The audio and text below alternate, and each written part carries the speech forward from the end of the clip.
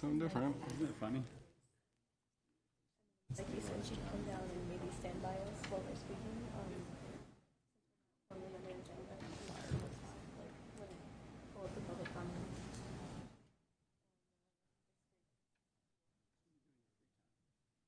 Free time. Okay then. All business, I manage a restaurant, now I do this. Which business? Yeah, Murray. Probably. You don't have to put the rest. The franchise is named Murphy's Local. Okay. Bridge is that? Yeah.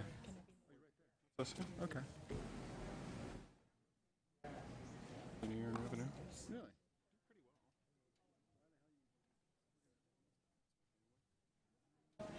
We'll have to be there.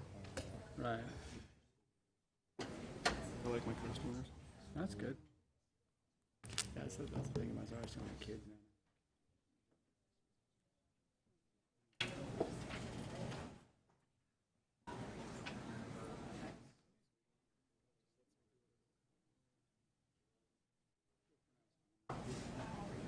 I haven't eaten yet. I'm on a I actually ran out of time. There you go, Zach. I'm like, oh wait, I gotta be here at 6:30. Homeworks for number 9. So Chad? Yep. I mean, do we need poll 16 then? I'll have to slow because I can't vote on it. That's fine. We can pull it. I'll pull it. Well, okay. Just sign. Been on consent though, because we pulled it. It shouldn't be. It's such a... Just to be clear. Good evening, everyone. We're here for City Council meeting, and it is July 15th, 2019, and we'll start this meeting with a roll call and determination of quorum. Nordstrom, Modrick, Roberts, Stroman, Armstrong, Lewis, Lehman, Here. Drury, Here. Evans, Drew. We have a quorum. Thank you. And tonight we have an invocation from Dr. Sandra Ogunremi, and following the invocation, we'll have the Pledge of Allegiance.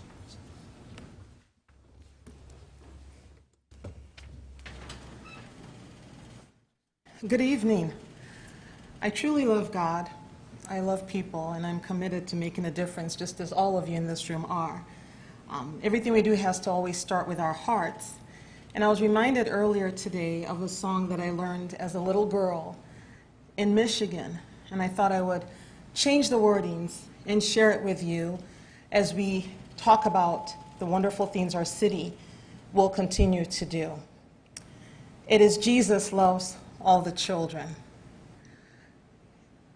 Flipping some of the words to meet tonight's need, it is Jesus loves all the people in our community.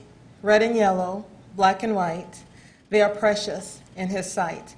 Jesus loves all the people in our community. As I do my work for regional health and for the Assemblies of God as an ordained minister, this song that I learned at about the age of 4 has anchored my life, my decisions, and the things that I do. And I hope and pray that it will always be an anchor for you as well. Let us pray. Father, in the name of Jesus Christ, we thank you. We thank you for this city.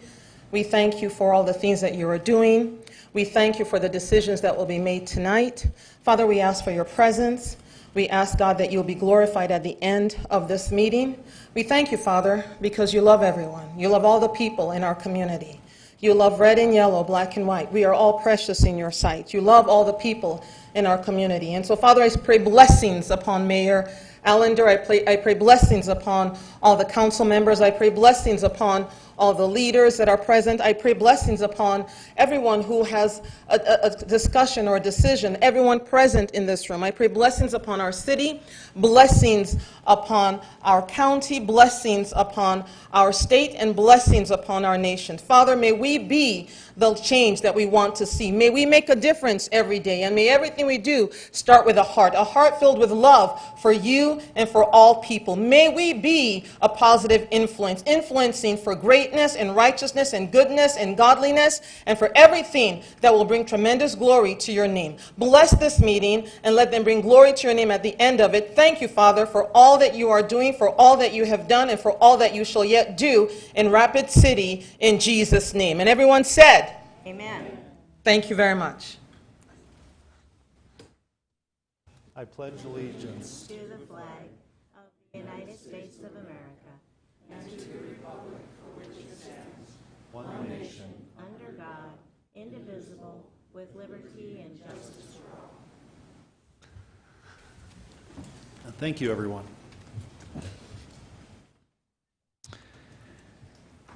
And now we're on to adopting the agenda. This is a time when the council members may adopt the agenda as written or make some alterations to it. So would there be a motion on this item? Motion to approve to adopt the agenda by Armstrong, second by Roberts. All in favor of that motion, say aye. Aye. Opposed? Motion carries. Now, general public comment. This is a time for members of the public to discuss or express concerns to the council on any issue not on the agenda. Action will not be taken at the meeting on any issue not on the agenda except by placement on the agenda by a unanimous vote of the council members present. And for the general public comment, we have a 3-minute timer up here. It's red, yellow, and green, just like a traffic light. So you can see how you're doing, okay? And first up, let's hear about Apolda, our sister city, and have Hannah Hill, Meg Green, and Gabrielle Snyder come up to the podium, along with Councilwoman Becky Drury. Who wants to go first? Just you. All right, hello everyone. My name is Hannah, and I was fortunate enough to get to go on a trip to Germany with a bunch of my peers, and we went to our sister city of Apolda for 2 weeks. Upon arrival from a bus, we were instantly greeted with warm, open arms, and we just felt integrated into their family right off the get-go. And so it was such an overwhelming experience. There were so many different things happening, so many half-timbered houses and old brick roads that we were shaking as we were driving across. And when we arrived in the small village my sister city lives in, we were instantly just completely immersed in a culture and really able to fully experience it in a way that I will never be able to do ever again in my entire life. One of the first things we did was walk her dog along this old gravel road that was lined with cherry trees that were not owned by a company, that they were not sold for profit, but they were just owned by the village, by the couple hundred people that live with no markets, no shops, just them, just this little community of people who collectively own the cherry trees. And it was such an incredible opportunity just to witness how different life is. And not only that, but really I was fully I became more aware of the deep history. It is one thing to read about it in a textbook. It is one thing to hear about it from a teacher who went to college in order to teach me things about history. But it is a completely other thing to live with a person who was alive during the occupation of East Germany. I mean, it is a completely different thing to actually go to a concentration camp and see where they were burned alive. And so for that, again, I will never get that opportunity. And I'm eternally grateful for this opportunity to share cultures between two cities. And this is our 25th year of this partnership. And I am just one single person within that 25 years, but for me, in my experience, it is something that I will carry with me for the rest of my life. Never again will I be able to go to a German village and eat cherry trees and just pick all the cherries, have spitting pit competitions, and walk a dog. And so not only was the educational purpose of this trip just flew completely beyond any expectation I have. But just the love and the cultural differences that I got to experience is something that I really thank this city for allowing me to have that. Hi, my name is Megan Green, and I also went on the trip this year. I would also like to speak about the trip that will be occurring next year again. Next year, other students from Apolda will actually be coming to Rapid City to visit us as they have this previous year in October. They'll be staying for about 2 weeks and be immersed in our culture. And I would just love to see them once more always encouraged and brought in with open, warm arms, just as we were accepted there. And I really urge everybody in this room to take part in every single activity possible to get to know these students, get to know these people from this other country, Germany, and what their culture is like, because it is amazing and so different, and it's very educational just to see and open your eyes to the fact that there are other things in this world than just our little city. And I just thought it was really interesting about their history, as Hannah was speaking about. Not everybody gets to go to see a concentration camp or meet somebody that was there when the Berlin Wall was up. And we actually got to experience that firsthand. Our eyes were right in front of the wall. We got to touch it. And it was just an out-of-the-world experience that I urge everybody to eventually even visit the country themselves and take part in as much history as possible. Thank you.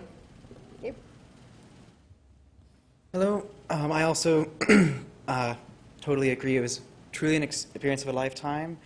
The relationships that we established we had such wonderful host families there. The exchange program, it really is a wonderful opportunity. Being able to go to the school there every day and see a lot of the really amazing cultural differences as well as a lot of the similarities. There's such wonderful people there. And I loved it so much I actually hope to return, perhaps, next summer.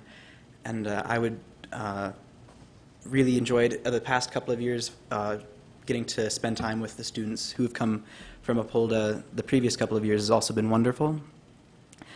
They're really great people.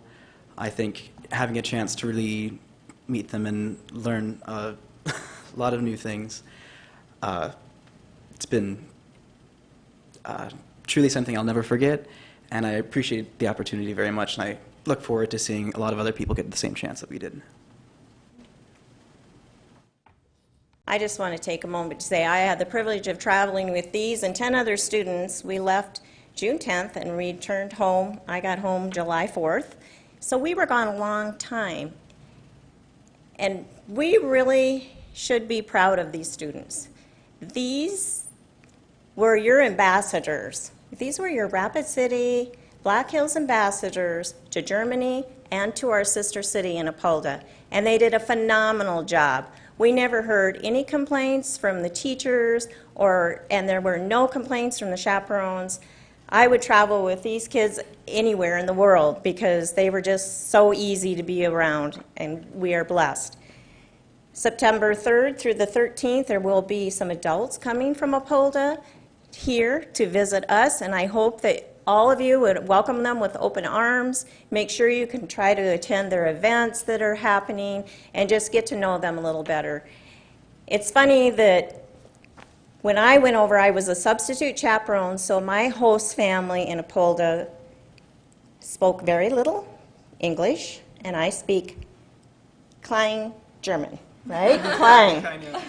And the kids said, "Why didn't you learn how to speak German?" Well, you are my translators. But thank goodness for Google App because we got along just fine. And it was just such an experience. You can't even imagine how they bring you into your home and they won't let you do anything. And they feed you and they give you things to drink and then they feed you again and then they give you more to drink. They're just so hospitable. It was a great trip and I'm just proud that we are part of that Sister City program with Apolda. Anything else? No? Should be proud of these students.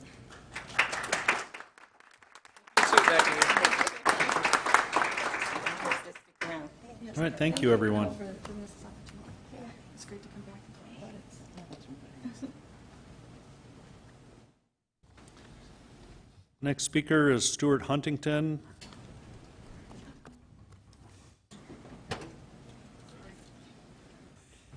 Hello, my name is Stuart Huntington. I think many of you know me.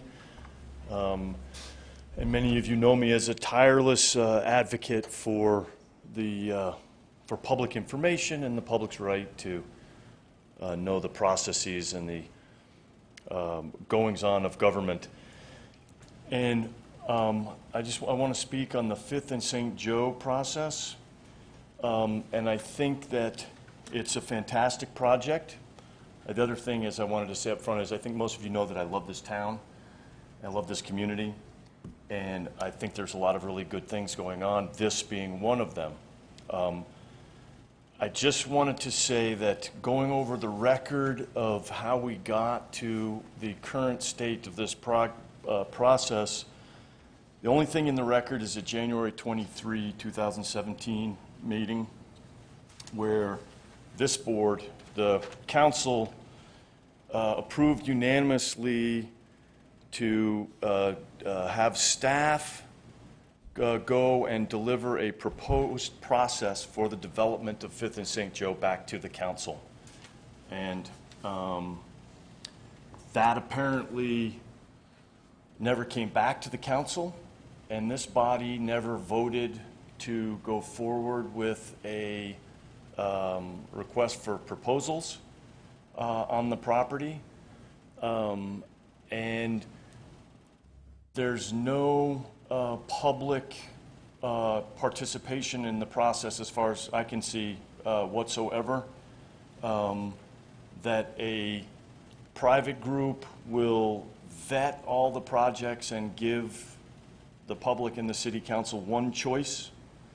I don't think that the problems that you had in the past trying to develop that property with too much city council involvement means that you should entirely throw the public out of the process going forward. I think there's a compromise somewhere in there. And I think the first thing that needs to be rectified is there needs to be a vote of this body to approve of this RFP and this proposal going forward. Otherwise, when you vote on it, it will be difficult, I think, for you to say that you upheld your fiduciary responsibilities when you were never part of the process at the beginning and through to the end. Again, thank you for your time. I appreciate it. I'm yellow. Okay, and the next speaker is Larry Petters. Did I pronounce that correctly? Very good, thank you. Hi, I'm Larry Petters. I'm here speaking on behalf of Peter Vodenka, who owns the property that's east of Haynes, opposite Catherine Avenue and the car wash. When we bought that property, the intent was to build homes on this property, and the zoning was such that we could easily convert the zoning into MDR and build these homes. Then unexpectedly, there's a pending zoning change whereby we would be prevented from building homes. And this is after considerable time and expense put into trying to get this property ready to develop. We see this area as a residential area, privacy fence along Haynes Avenue, with escape at the intersection of Catherine Avenue and Haynes Avenue. You look at the commercial property that's there, it's unattractive. It only creates a traffic hazard to cars going up and down Haynes. We feel this is a residential area, and we'd like to keep the zoning such that we could change it and build homes when we're ready. Thank you.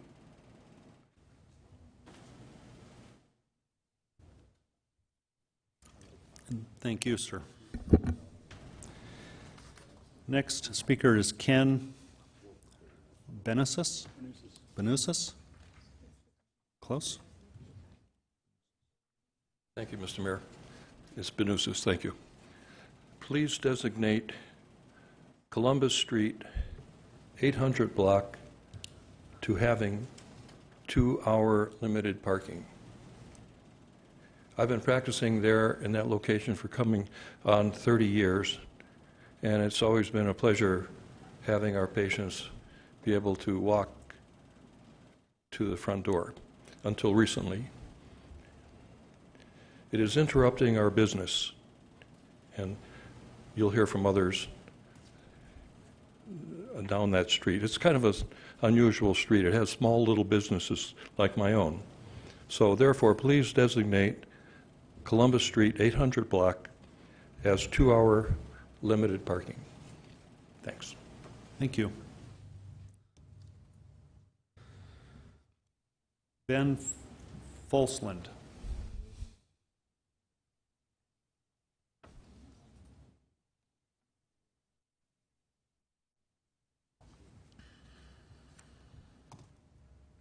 Hello.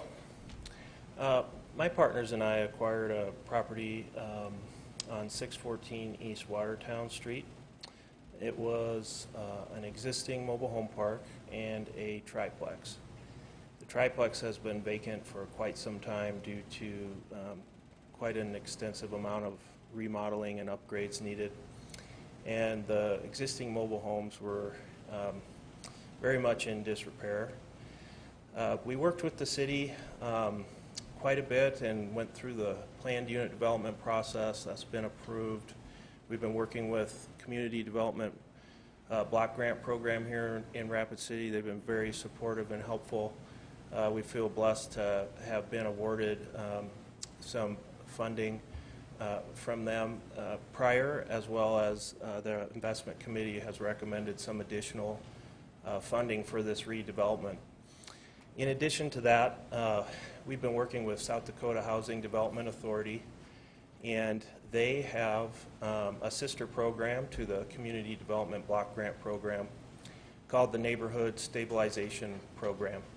And that's a HUD program as well that provides funding for low-income census tracts to increase the supply of safe, sanitary, affordable housing, which I think we all know is a big need in Rapid City. So I just wanted to shed a little bit of light on the project. We're going to be bringing online 14 new HUD-certified manufactured homes to replace the existing very much dilapidated substandard homes that are on the site. We're also going to be upgrading the infrastructure to comply with the city building code and our planned unit development. And then we'll be rehabilitating the triplex. So we'll actually be adding 17 new housing units to help provide some additional affordable housing. So I just wanted to share that with you. Thank you for your support and ask for your continued support on this project. Thank you. That takes us through the general public comment phase, and now onto non-public hearing items 1 through 20. We'll open public comment on items 1 through 19, and we have some speaker requests on item 9. Nick Webster.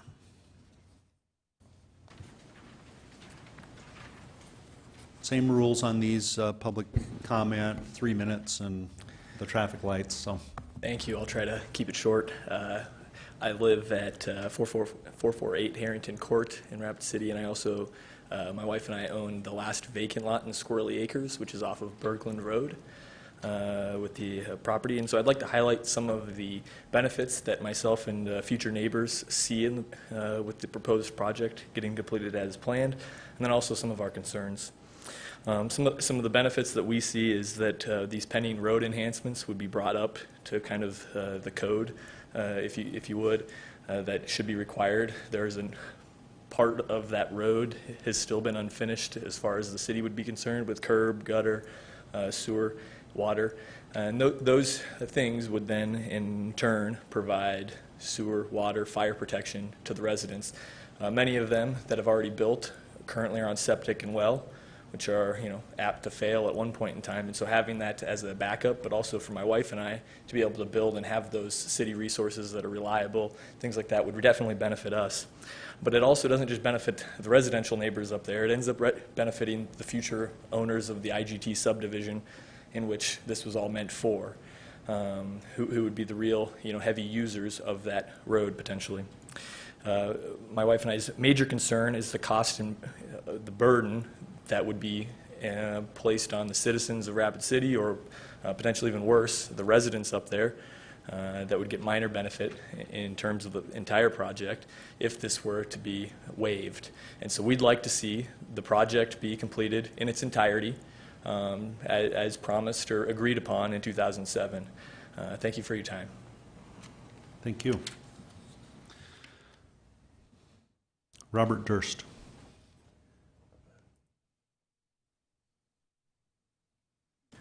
Good evening. I am Robert Durst. I live at 5353 Bergland Road, which is in the same vicinity as the IGT project that we're discussing right now.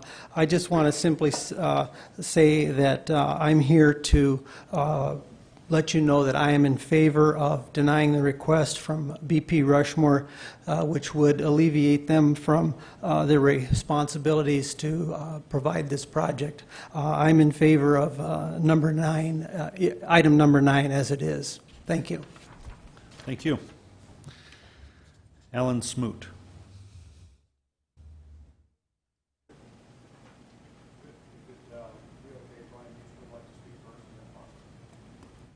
Who? Oh, yes, Brian Utzman.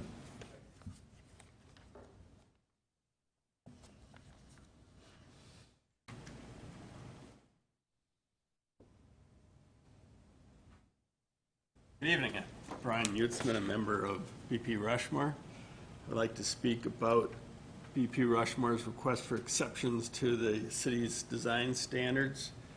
First, I'd like to start off with what BP Rushmore is willing to do. After meeting with staff, talking with some of the neighbors, BP Rushmore has decided that it wants to waive its request for exception as it pertains to the water line on both Fox and Bergland Road. I'd like to briefly address the request for exception on sewer along Fox and Bergland Road. The need for sewer is definite for at least 500 feet of the 1,500 feet of both Fox and Bergland Road. As I think the council's aware, there's a big apartment complex that has passed initial development phase. It's tied up in litigation with the city at this juncture, but we're willing to put in the sewer line and terminate that line at the point where the apartment complex service line would hit Fox Road. Beyond that point, approximate 1,000 feet, it's our position that the costs of installing that sewer line would exceed the benefits.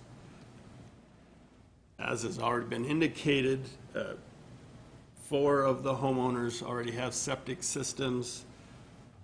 1 of them doesn't.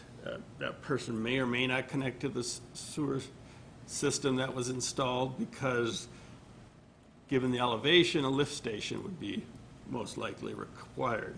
We talked to our engineers and was told that that would be, in fact, required at that point on Bergland Road. So you would essentially have a sewer line that may never be used, may run to nowhere. What we really want to focus on is the improvements to Bergland Road.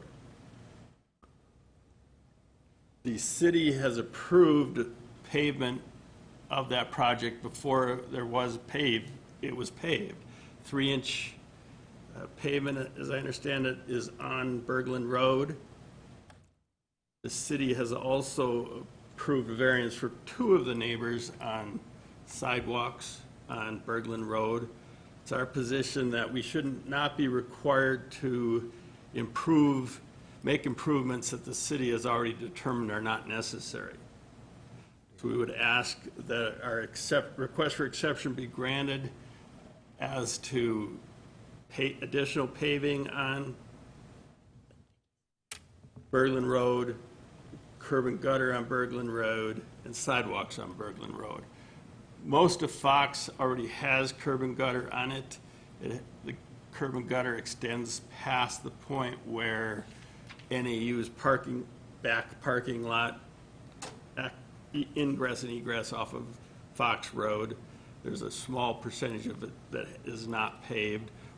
I'm sorry, is not curbed and guttered, and we'd request that that percentage also be waived. Thank you. Okay. Alan Smoot. Thank you. Alan Smoot. I don't want to just repeat everything Brian said, but just a few comments. We understand that the city can have us do all of these improvements as was originally looked at. When we found that there was 4 houses that exist on Bergland Road that actually use Bergland Road to access it, and there's 1 house that has not yet been built. So we're talking 5 houses. I think the other 2 houses back there actually access directly off of Fox Road. I think they have kind of a cul-de-sac. So when we looked at that, we understood why the city had previously approved the less than the city ordinances for the neighbors back there. And at that time, I'm sure the neighbors were concerned about the cost, and the city saw potentially 5 homes and thought that was sufficient. I mean, you could effectively have a private drive back there. But they do have a city road that the city has approved, and we're asking that that would remain the same, and we get an exception on improving that. We understand that when the IGT subdivision, our unplatted acreage, is developed, then the city, if there is going to be some traffic on that road other than 5 homes, it makes sense at that time to say you get your development after you improve that road. Most of our access is going to be off of the service road, Highway 16 service road, because back when IGT worked with this up, they actually had a TIF, as I understand, and they had 2 curb cuts on our frontage, and we also have hookup for the city sewer and for water that would come right off Highway 16. We anticipate that's where we would access the the sewer, the water, and also our driveway into our property.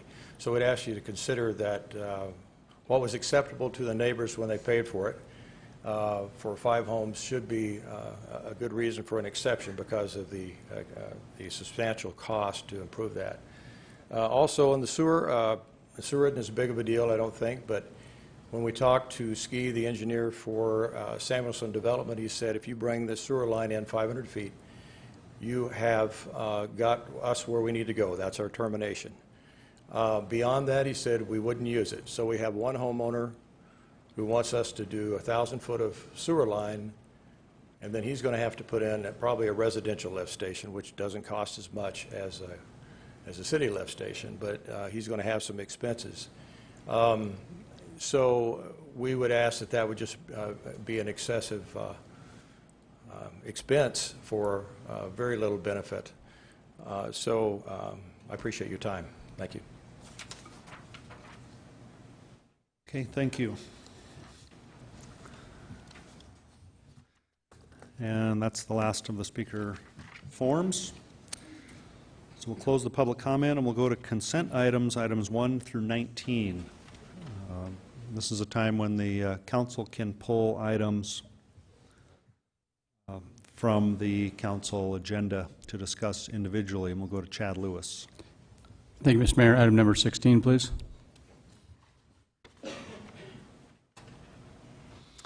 Okay, Laura Armstrong. Yes, Mr. Mayor, I'd like to pull number 9, please.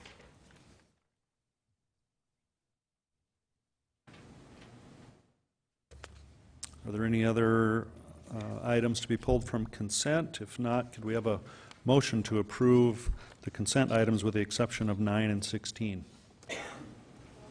Second. Motion by Drew and second by Drury. All in favor of that motion, please say aye. Aye. Opposed? Motion carries. So let's go to number 9.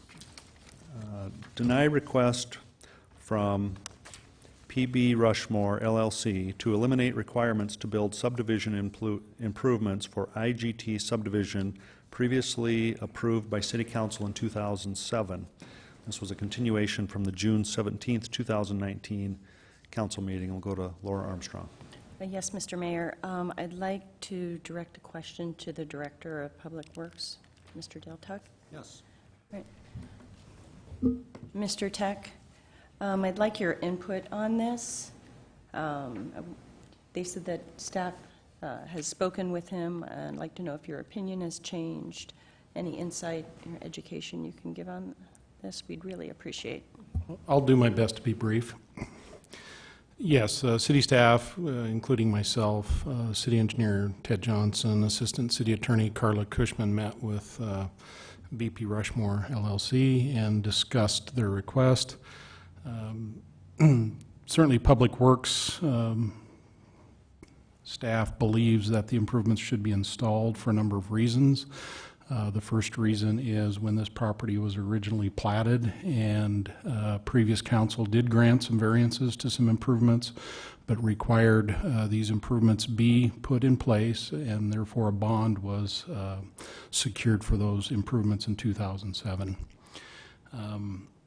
You know, they talk about septic tanks being back there. Septic tanks are liabilities. They are not assets, and they will eventually fail. So it's quite important to extend that sewer to the limits of the project that they had originally agreed to provide a future connection to those other benefiting properties. I believe they've agreed to install water to the entire limits that they originally had said that they would, so that's a great thing for fire protection. They will likely need that on the next phase of their project, plus it helps in that urban wildfire interface, not wildlife, sorry. As far as the road improvements are concerned, that's the area I think there is a little bit of give and take on.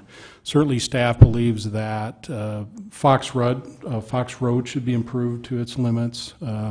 Bergland, on the other hand, it may not make sense at this point in time to build full road improvements. However, if there are future traffic demands based on their commercial development, that would be the time I think that additional road improvements would be warranted on Bergland.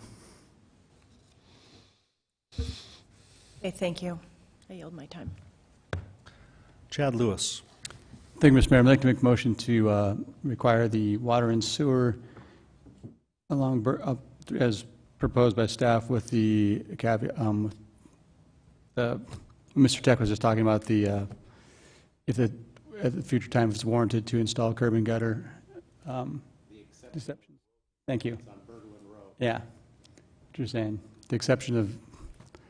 I'm not doing a very good job of enunciating tonight. Sorry, articulating the thought, but to the idea being, I don't want to. They don't have to install all the improvements right now, but if it warrants it in the future to have it installed.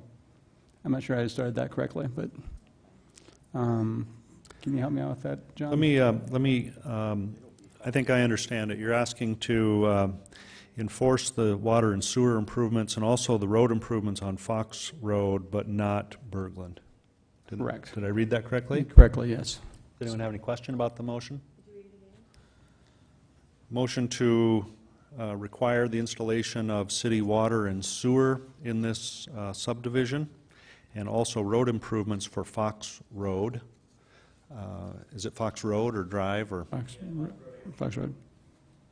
It's a road. Right. Yeah, that's water and sewer in the subdivision, and including Fox and Bergland, but the exception is only road improvements to Fox, not Bergland at this time. Exactly. I'm sorry I'm not articulating that very well tonight, but anyway, I appreciate your helping me out there. The point being is I do see the absolute need to get anything off the septic system we can. We've tried to make that a goal in the city to do away with septics inside the city, so I completely support sewer being extended out there, and if you need the fire protection, so the water's obviously pretty vital as well. I guess I don't see the need to put a curb and gutter out there at this point. I think it's kind of a rural area, but I've been told by staff there's a potential to hook that area onto make a loop out of it eventually. So if that does happen, then maybe it would warrant in the future a curb and gutter. But at this point, I don't see the need to add that expense to the development, and or I just think it takes some of the character of the neighborhood out personally, but I don't live there, so I'm speaking personally from my own opinion. But I do see the need for a compromise here if possible. If not, this is my goal, so thank you. Okay, Darla Drew. I'd like to second the motion from whoever it came from. Chad Lewis. Chad Lewis. Okay, and I'd like to retain the floor if I could, please. Yes. I'd like to speak to the developer. I'm sorry I didn't get your name, but I'd like to speak to someone on behalf of this project. Utzman? Okay, Alan Mr. Smoot. Utzman. Okay, so when we're making this kind of a motion, are you guys willing to go forward with this? If this is what we decide on, is this a compromise that you're willing to do? Yes, and we would get bids soon. We've already contacted potential contractors about securing bids, and we would continue in that effort. Oh, so you were already looking at this direction already before you were here this evening? Is that right? Is that what I get from that? For the water and sewer, yes. And the road? No, not the road. If we are saying you're going to do the Fox Run Road but not Bergland, is that still an acceptable compromise? We would, yes, we would seek construction services to get that accomplished.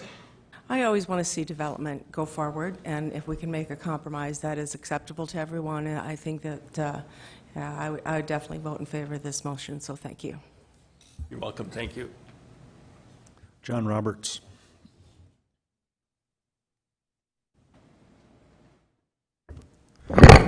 Thank you, Mr. Mayor. Whoops.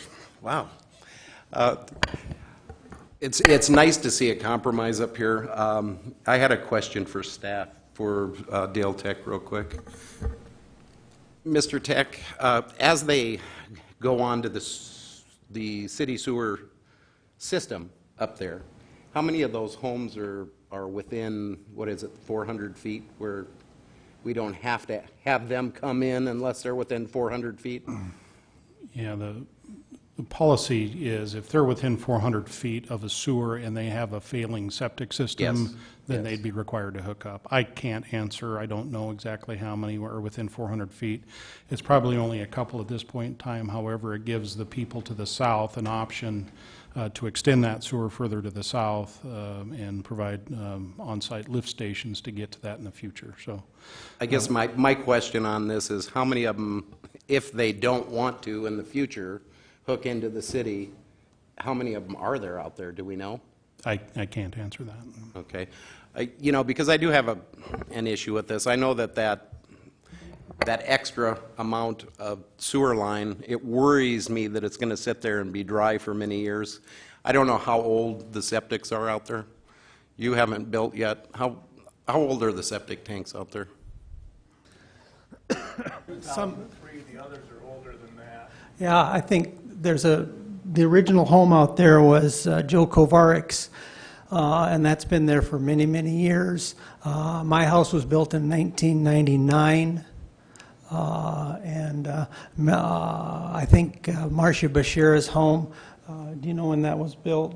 That was built in 15, she's been with me about 20 years ago. Approximately 20 years ago. So they're getting up in age. Yeah, absolutely. So you're roughly about half life on your septic system. So it could be a dry sewer line for 20 years. That's just the point that I'm making here, or point that I'm trying to make here.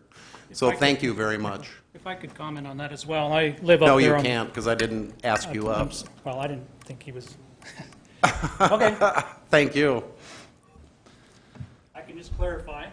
We'll go to Richie Nordstrom. Thank you, Mayor. The gentleman that was just at the podium, if you would like to come up and address that point that you were trying to make, and then I've got another question for staff. All right, thank you very much. So, Bob Cruz, correct? yes, Bob Cruz. I live up on Bergland Road. And regarding the septic tanks, the oldest of them up there are from 1981. There's two homes up there that were, mine's one of them, my next door neighbor's the other. So those are probably the oldest of the septic tanks. It's from 1980s. If I could comment, please, on the road. This is my biggest concern. That road is not paved to any city standard right now. It's not wide enough for two vehicles to pass each other without one pulling off the road to let the other one go by. You're talking about Bergland Road? Bergland Road. Okay. In addition, it only has 3 inches of asphalt. That was not designed for any kind of heavy traffic at all. And with these two homes that are being built, that road is quickly showing degradation and is going to need to be repaired again. And I want to know who is going to be responsible for repairing that portion of the road that, we were willing to pave a few years ago, because it was just a gravel road. But in the future, I don't feel we should be on the hook for maintaining that road anymore. And the third thing about that road is it has really poor drainage. When it rains hard, that is a lake. You go to the NAU campus, those sidewalks that they use for walking around are underwater. And there's big ponds of water on both sides of that road, which are mosquito infested. And there's just no way to get that water drained off the way the road is currently done. It is not to any legitimate city standard, and I just don't think it should be left the way it is. It's not that long of a road. Let's get it done right, and let's get it done now. Thank you. Mr. Mayor? Yes, Richard Address the question to Dale Tech, please. Yes. Dale, is there any concerns that the staff has about Bergland Road that we should be more aware of? Bergland Road has functioned as a driveway since the 1980s, apparently. When the property owners subdivided the property and dedicated the public right-of-way in 2007, they were required to make improvements to Bergland Road. I believe a city employee a number of years ago, that is no longer under the employee of the city, authorized that Bergland Road could be paved. So basically they requested that their driveway be paved, and they paid for it themselves. So it was not approved as an alternate city street. It was for them to pave their driveway. I don't disagree that if it's going to be a city street, it should meet some sort of city standards. There's a large potential for BP Rushmore to have a large development occur on their outstanding property, and at that time, if they choose to use Bergland Road as a public road, that would be the appropriate time to make improvements, in my opinion. So if I understand the motion that's going forward now, and based on your recommendations, everything that is being required right now, it will be installed except for the upgrade to the Bergland Road. So we'll have water, sewer, et cetera, going down Bergland Road, but no changes to Bergland Road. That's correct. Thank you. Yield. Lisa Modrick. Thank you, Mayor. May I, Mr. Durst, would you come up since you were one of the speakers, and I'll just put this out there. So we've got a motion on the floor for a compromise, whereas on our agenda we had a request to deny. Where do you feel I know you can't speak for the neighborhood, but where do you feel that this compromise will fit in?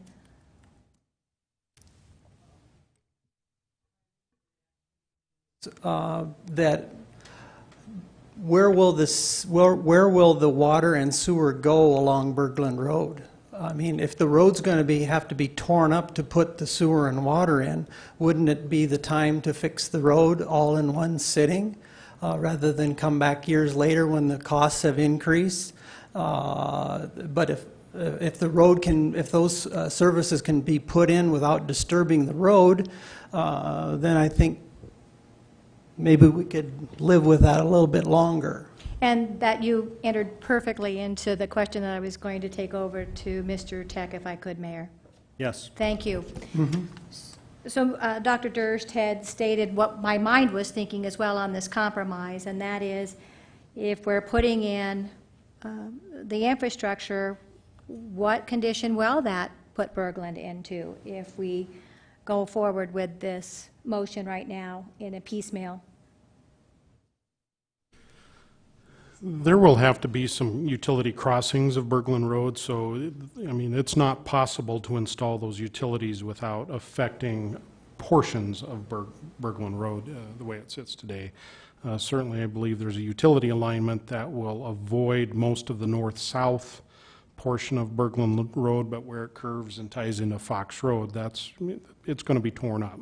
That's just the nature of the installation of those utilities. And one of the statements that was made is that it was never really brought to city standards at the time that it was made into that driveway formation, So can it really be put back together so that it's available and drivable for the neighborhood, including what's going on with the drainage, which is our hot topic of the year? Well, yes, any utility crossing will have to meet minimum city standards, and typically that's a 5-inch asphalt patch that's required if you're crossing pavement. So the repair will exceed what's there.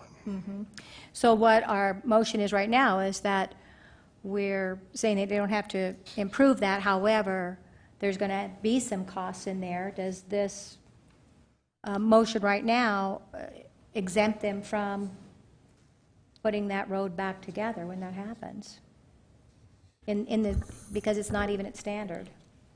As the utility plans are developed, the disturbance to Bergland Road will be known, and our reviewers will make certain that any effect that the utilities have on the road will be part of the project to repair. Thank you. Becky Drury.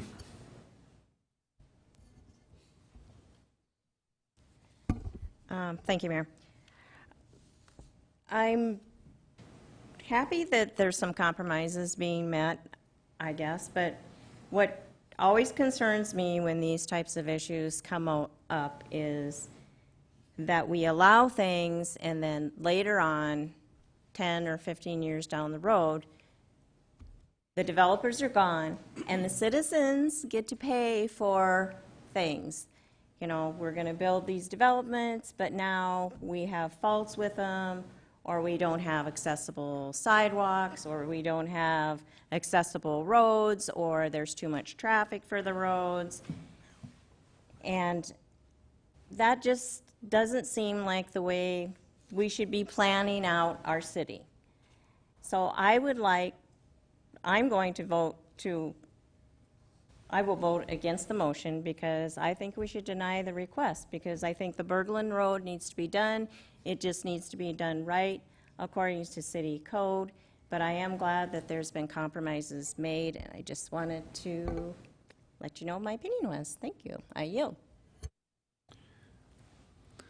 Bill Evans.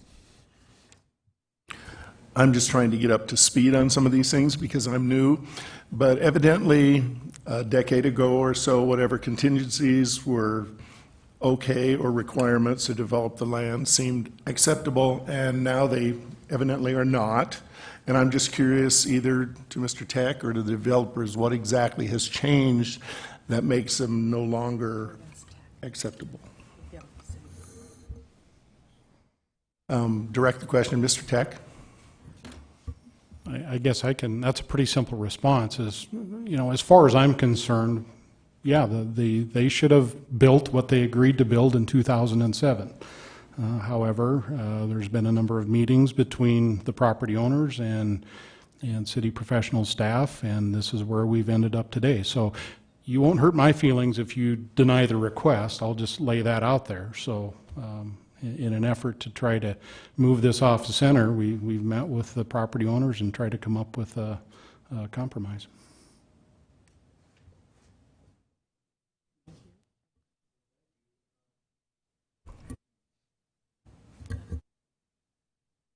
It keeps shutting me off. There it goes. Okay, I heard from you. I'm curious if the developers had a comment as to what is Mr. Utsman or Mr. Smoot. Alan Smoot, we came into this way late in the game. GE Finance owned NAU and our property. All these agreements were made long before we took any ownership, and we said we wanted an unplatted plot for future development purposes as an investment. And so we were not involved in the original agreement with the city, so we kind of got stuck with it. But what we were looking at here, when you do have basically what would be a private road, when you got 5 homes, 4 now, 5 total, you've got Bergland Road is on a section line, and further down on our property, we have, at the request of Samuelson Development, who put in an apartment complex off of Catron, I think the back of their property backs up to this little subdivision. they had asked that that section road be abandoned, so that has been abandoned. And if you keep going to the end of our property, you got a ravine that is deep.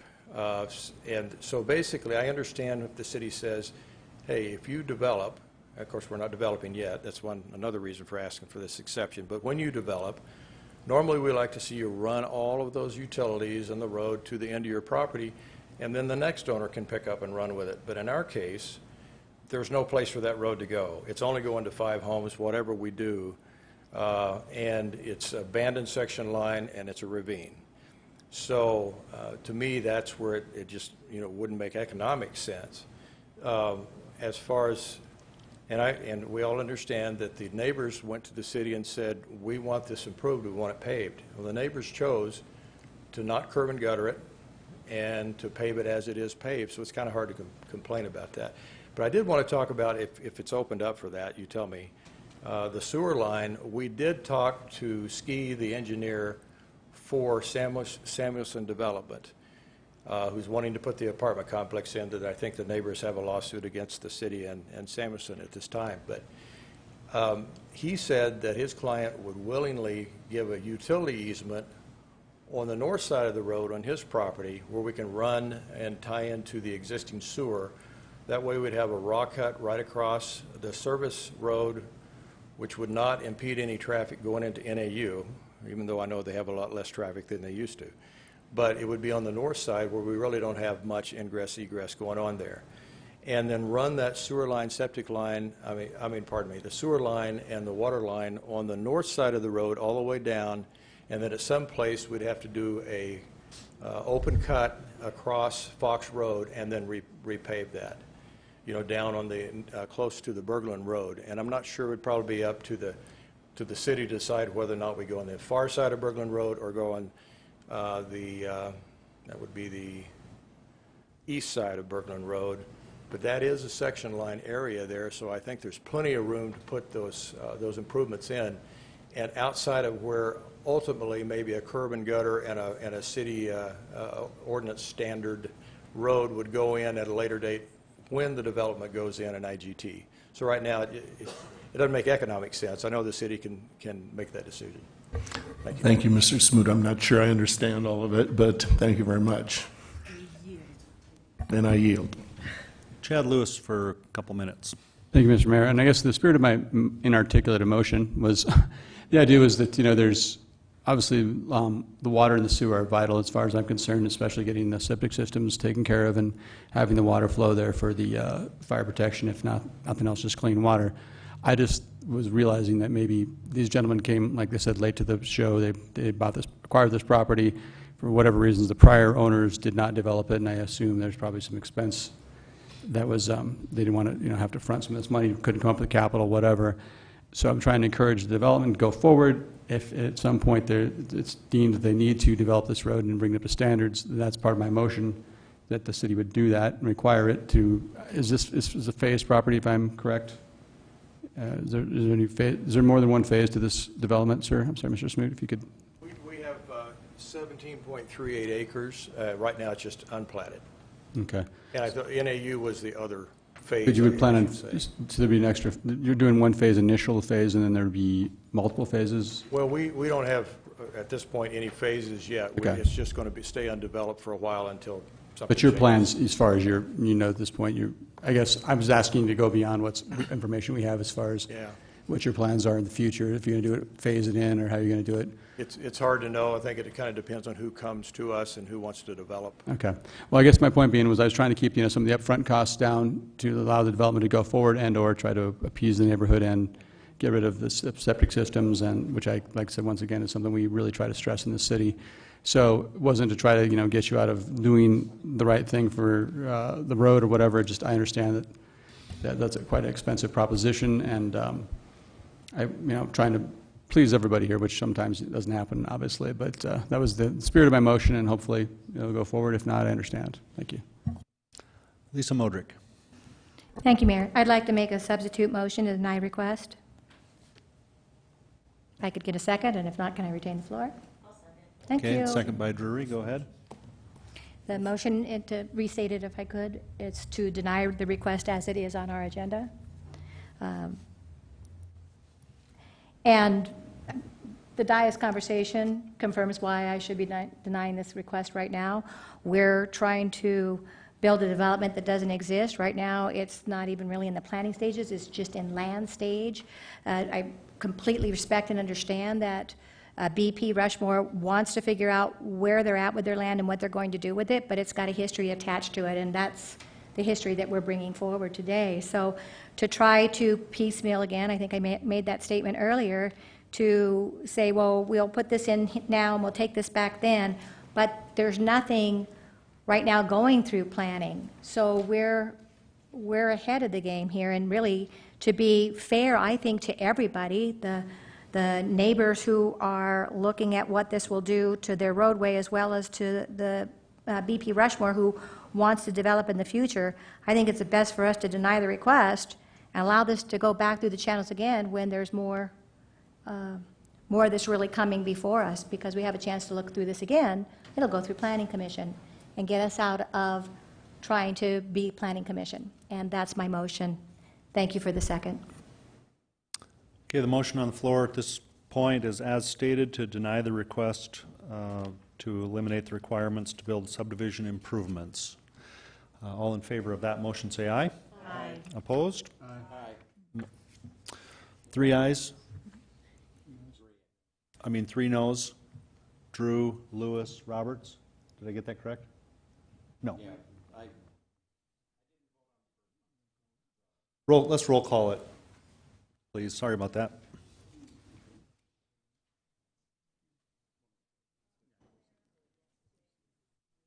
The motion on the floor was to deny as articulated on number 9.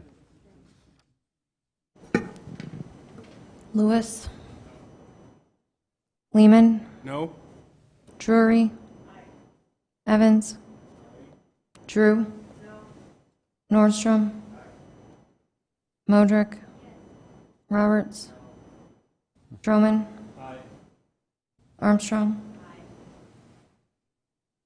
Motion passes 6-4. Okay, thank you.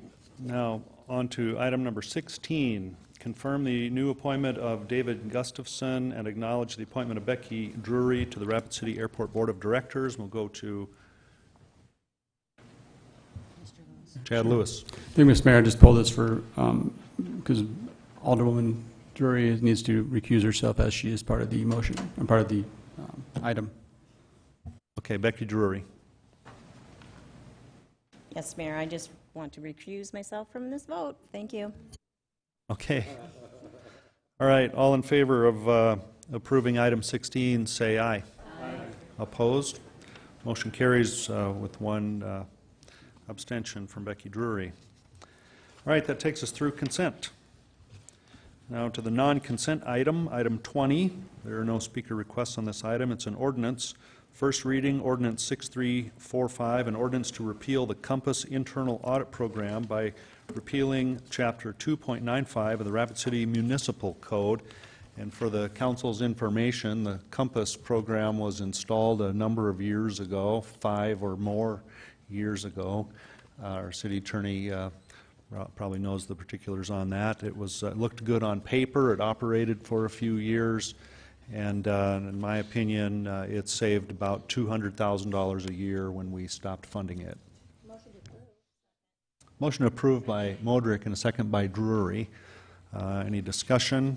If not, all those in favor of the motion say aye. Aye. Opposed? Motion carries. Takes us down to public hearing items, 21 through 26. There are no speaker requests, so we won't need a public hearing. Consent items 21 through 23. Will there be a motion for approval of these items? So moved. Motion by Armstrong, second by Drury for approval of 21, 22, and 23. All in favor of that motion say aye. Aye.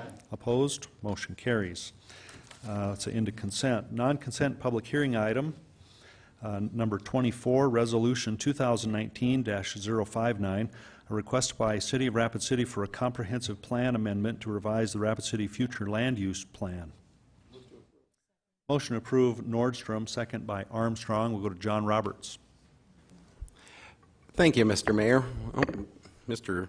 Petters left. He was the one that was talking about this a little bit earlier. I was going to talk to him, have him come up to the podium, but I don't see him. So I just want to kind of clarify what he was saying. He was talking about zoning. This really isn't a zoning issue. This is a land use issue. The land use that was on it, I believe, was, well, part of it was ag, part of it was low-density residential, if I'm correct. Oh, no, it was general commercial. Yes, general commercial and ag. Can I ask you a question? You're sitting there shaking your head. I'm trying to refresh. Kelly Brennan, Long Range Planning. The property is zoned general commercial. The property is currently future land use designated as urban neighborhood. We are proposing to change urban neighborhood to mixed-use commercial to better fit the underlying zoning. Okay, well, the lot I'm talking about of Mr. Petter's client, part of that bled over into the ag to the north of there. So there was a piece of ag on it. There is a sliver, correct. Yes.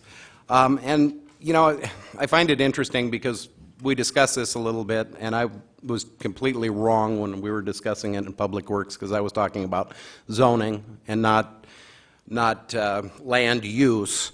But one of the interesting things on that conversation was I was told, I think it was Kip, was it Kip that was there, or was it you that was talking about it? This is me. Okay, that it would be spot zoning if we did the low-density residential in that area? If the person came forward to rezone that property from general commercial to low-density neighborhood or even MDR on a principal arterial surrounded by additional general commercial, city staff would recommend denying that rezone.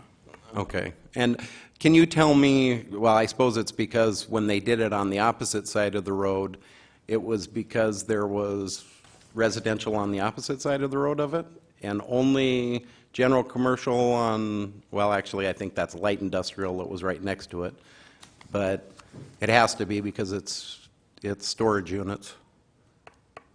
I'm just curious. And, you know, my only issue with this whatsoever is the fact that they came forward to staff and they wanted to go forward with the project. Staff told them to put in larger water and sewer lines because this was going to be a subdivision and not just a general commercial building.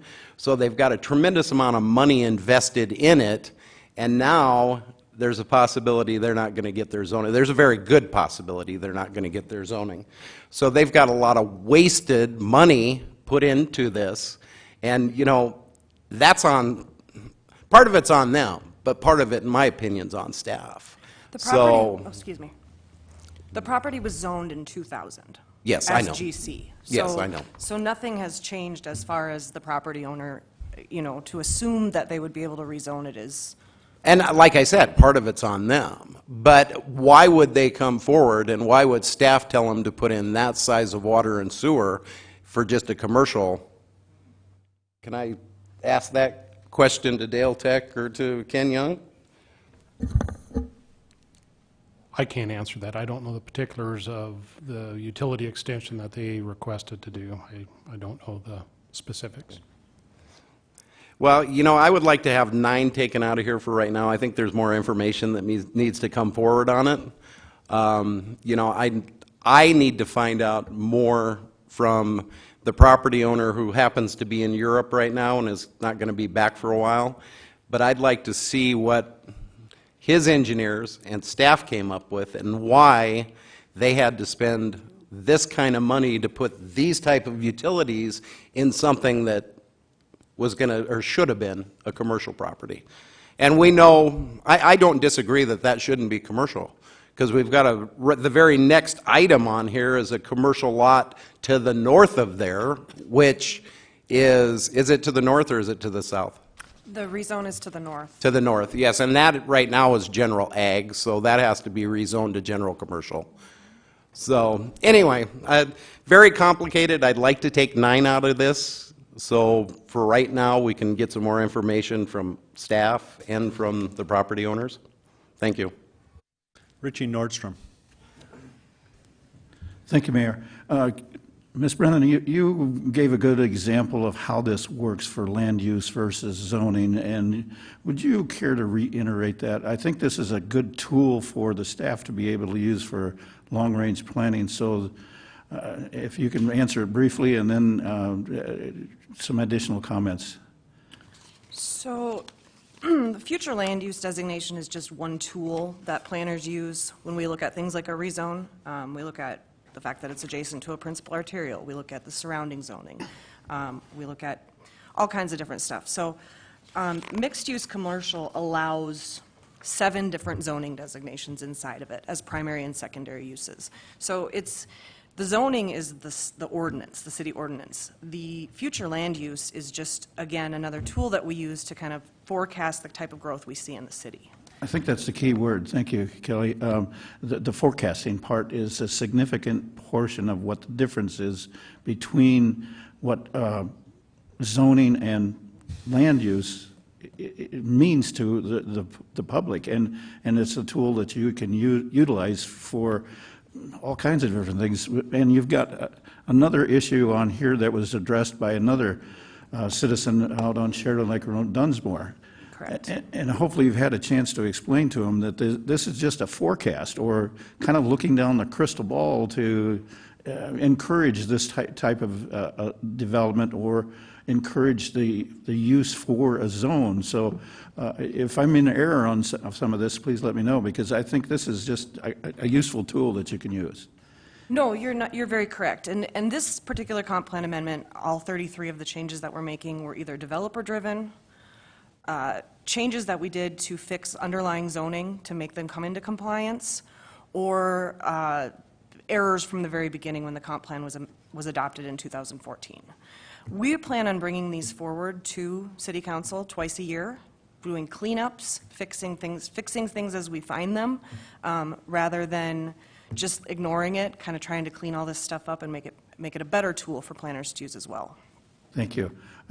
I think this is a useful tool, and I'm going to support the motion without removing any item on this list of recommendations that you gave to us. So I'm fully supportive of this because it is a tool that you folks can use and utilize for future development. So thank you, Kelly. I appreciate it. I yield. Thank you, Mr. Mayor. I'd like to make a motion to continue this item until the next council meeting. If I get a second. Second. Okay, substitute motion to continue to next council meeting, and seconded by Roberts. Then the spirit of this motion is just to allow, unless this is a vital thing needs to be passed right away, just to allow Mr. Roberts or to get the information he's requesting, rather than just piecemealing this issue, and just getting.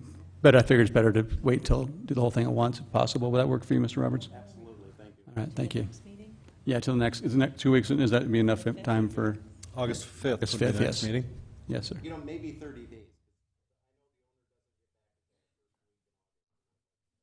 Okay, so the second meeting in August, does that work for you? Yep, absolutely. Which is the 12th, if I'm correct? 20th? Okay, Mr. Lewis is Apologize. Okay. making an amendment to his own motion to postpone it until August, what date? Second council meeting. 20th. And that doesn't delay anything vital for you, does it? I will not be in town on the 20th, Well, just so you know. That's I fine. won't be It's- able to But I mean, talk as far on as that it's item. this isn't going to impede any progress or Nope. anything. Okay, so just, I'm all for letting them get more information if they need to before they vote on something. I have no problem with that. So that's the spirit of the motion. Thank you. Okay. We have a motion now to divert this to the second council meeting in August, which is actually August 19th. And that's okay, I presume, with Mr. Roberts. Okay, any other discussion on this item, since it's a continuation? All in favor of continuation, say aye. Aye. Opposed? No. Motion carries with 1 no from Nordstrom. Okay, that takes us on to 25. Second reading, Ordinance 6340, an ordinance amending Section 17.06 of Chapter 17 of the Rapid City Municipal Code, a request by AAB Engineering, LLC, for Roop Helmer Group for a rezoning request from General Agricultural District to General Commercial District for property generally described as being located east of Haynes Avenue, just north of Catherine Avenue. Motion to approve by Drew and second by Drury. All in favor of approval of this item, say aye. Aye. Opposed? Motion carries. Item 26, second reading, Ordinance 6341, an ordinance amending Section 17.06 of Chapter 17 of the Rapid City Municipal Code. A request by Jim Lettner for Market Square LLC for a rezoning request from Light Industrial District to Office Commercial District for property generally described as being located at the southwest corner of the intersection of East St. Charles Street and Creek Drive. Motion to approve Modrick, second by Armstrong. All in favor of that motion, say aye. Aye. Opposed? Motion carries. Item number 27 is the bill list, and we'll go to Finance Officer Pauline Sumption. Thank you, Mr. Mayor. There are no additions to the bill list to that which is attached, so the total remains at $8,415,777.40. Motion approved Drury, second by Nordstrom. All in favor of approval, say aye. Aye. Opposed? Motion carries. Move to adjourn. Motion to adjourn and a second, and all in favor say aye. Aye. And we're adjourned. Thank you.